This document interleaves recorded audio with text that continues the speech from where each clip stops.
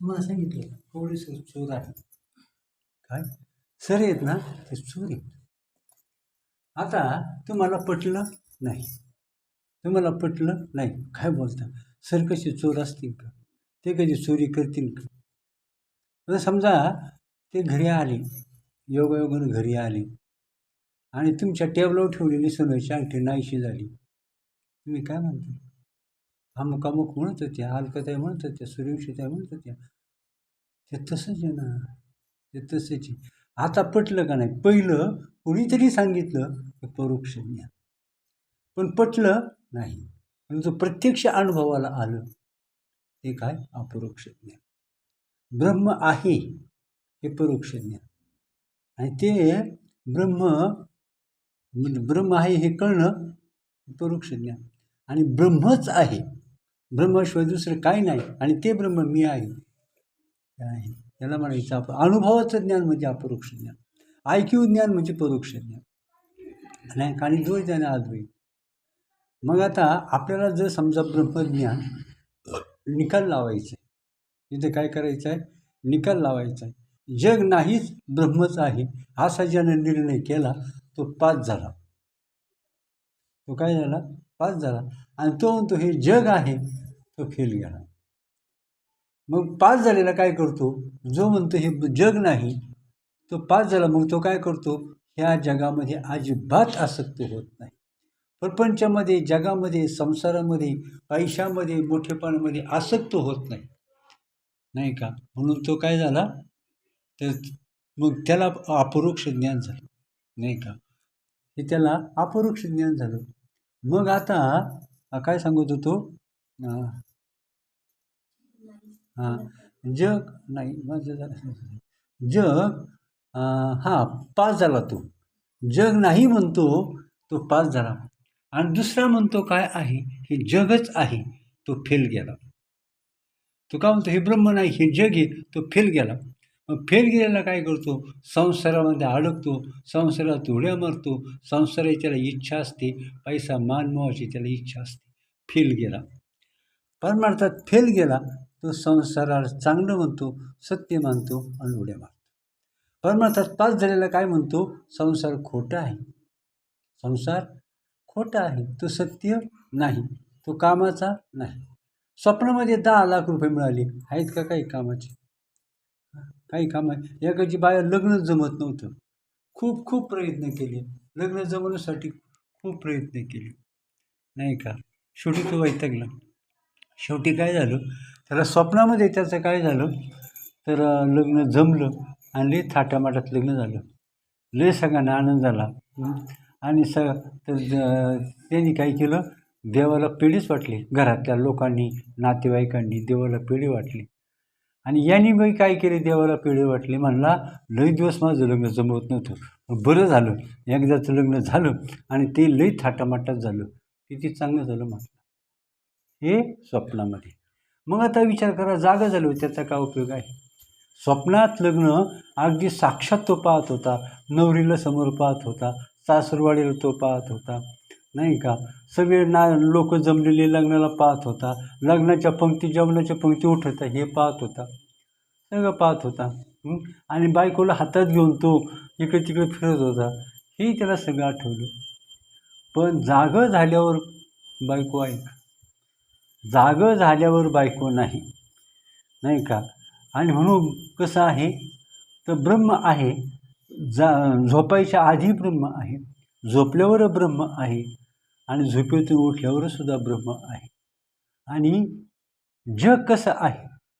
तर जग झोपेमध्ये जग नाही, जागृतीमध्ये जग आहे. जागृतीत पुन्हा सुषुप्तीत गेला की मग पुन्हा जग नाही, नाही का? म्हणून ही साधी गोष्ट नाही, साधी गोष्ट नाही. मग काल सांगितलं आपण रिपू जेणे वाढविला हा संकल्प. संकल्प म्हणजे काय? हे माझं घर. तुम्हाला सांगतो खूप अनर्थ आहे बरं का. शहाण्या माणसानं काय करावं? झडझडून बैला निघावं, त्याच्यात त्याचं परम कल्याणी, त्याचं हित आहे. मेंढीनं त्या वाघाच्या नादी लागण्यात काय अर्थ नाही, मेंढीनं वाघाच्या नादी लागण्यात अर्थ नाही, नाही का? तो वाघ लई गोड गोड बोलतो, लई गोड गोड बोलतो, लई गोड गोड बोलतो, तिला काय करतो, हिरव्यागार पेंढ्या पण आणून देतो गवताच्या, नाही का. किंवा त्या मेंढीला कसाही लय चांगला वाटतो, लय चांगला वाटतो का, हिरव्यागार गवताच्या पेंढ्या असतात. शेतकरी नाही आवडत तिला मेंढीला, का तिथं वाळलेलं गवत खावं लागतं शेतकऱ्याच्या दारात, आणि कसाईच्या दारात हिरव्यागार गवताच्या पेंढ्या खायला मिळतात. मग त्या मेंढीने मग ती विचार करते, काय त्या शेतकऱ्याच्या नादी लागण्याचा अर्थ आहे. जे शेतकऱ्याच्या नादी लागलेत ते वाळलेलं गवत खाऊन राहिलेत, पण माझं नशीब मोठं, आणि म्हणून मी त्या कसाईच्या नादी लागली, शेतकऱ्याच्या नादी लागले नाही, म्हणून मला हिरव्यागार गवताच्या पेंढ्या खायला मिळतात, तिचा समज. परंतु जेव्हा त्या कसाईनं तिला टेबलावर घेतलं, हातामध्ये सुरी घेतली, आणि मग तिला खरं कळलं, शेतकऱ्याचं वाळलेलं गवत जरी होतं तरी ते जीवदान देत होतं, आनंद देत होतं, आणि याचं हिरवंगार गवत होतं, पण हे फसवं होतं, घातकी होतं. आता कळलं, पण वेळ निघून गेलेली होती, आता काय उपयोग नव्हता. आणि म्हणून काय, उठा जागे वारे आता, साधू संतांनी वेदशास्त्र पुराणे हाका मारी ती लोका, गाफील निजू नका गाळती येईल धोका, नाही का. वेदशास्त्र पुराणे मोठे मोठे साधू संत त्यांनी सायास केले, प्रपंच असताना मन नाही गोविले, आलाशी कोठून आजा शिकवणारे ठाया, घरदार नव्हे तुझी अवघी लटकी ही माया, सावध होई बापा काळ लागलाशी मापा, काळ आपल्या मागं वाघासारखा लागलेला आहे, नाही का. परंतु आता काय, ज्याचं नशीब त्याच्याबरोबर. कालच सांग, आपुले आपण करा सोडवण, संसार बंधन तोडावी. जे ज्याला आपण काय म्हणतो वेदांत शास्त्र, अद्वैत तत्वज्ञान आहे. तर चिरगुटे बांधून वाढविले पोट, गर्भार बोबाट जगा माझी.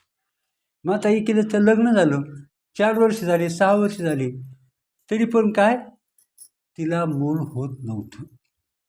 शेवटी लोक चिंताग्रस्त आले, म्हणतात आता काय करायचं, कवर वाट पाहिजे. आज 4 वर्ष झाली, 5 वर्ष झाली, 6 वर्ष झाली, 7वं वर्ष चालले, अजून मूलबाळ नाही, कवर वाट पाहिजे. मग तिला सुद्धा, त्या स्त्रीला सुद्धा वैताग आला, सगळे टोचायचे, सगळे बोलायचे. मग तिनं शक्कल लढवली, मग तिनं नाटक केलं, ढोंग केलं. काय, आंघोळीला गेली का रोज एक चिंधी गुंडाळायची पोटाला, नाही का, रोज एक चिंधी गुंडाळायची. असं करता करता महिन्यात लोक म्हटलं आता जरा ठीक आहे. महिना 2 महिन्यामध्ये काही काळजी नाही म्हटली. मग तिचं लय कौतुक सुरू झालं, सगळे गोड बोलायला लागले. कोण हे खायला दे, कोण ते खायला दे, नातेवाईक तिला बोलवायची, सगळे गोड बोलायचे, नाही का. आणि 6-7 महिने झाले, पोट तर लय मोठं झालं, नाही का. चिरगुटे बांधुनी वाढविले पोट, गर्भार बोभाट जगा माझी, नाही का. काय झालं, बोभाट जगा माझी. आणि मग काय झालं, थोड्या दिवसामध्ये 7 महिने झाले, 8 महिने झाले, डोळे जेवण पण झालं, नाही का. डोळे जेवण झालं, लई साड्या आल्या बारी, नाही का. आणि मग शेवटी 9 महिने झाले, 9 दिवस झाले, 9.5 महिने झाले. लोक सासू म्हटले अजून कसं नाही. मग मी काय करू, माझ्या हातात आहे का. ती काय म्हणायची, मी काय करू, माझ्या हातात आहे का. पर 10 महिने झाली तरी परंतु डिलिव्हरी काय होईना. सासू म्हणली असं कसं. ती म्हणली तुम्ही असं कसं बोलता, म्हणली माझ्या हातात आहे का, म्हटली. ती सासू म्हटली खरं आहे तेच, नाही का. मग 10 महिना संपला.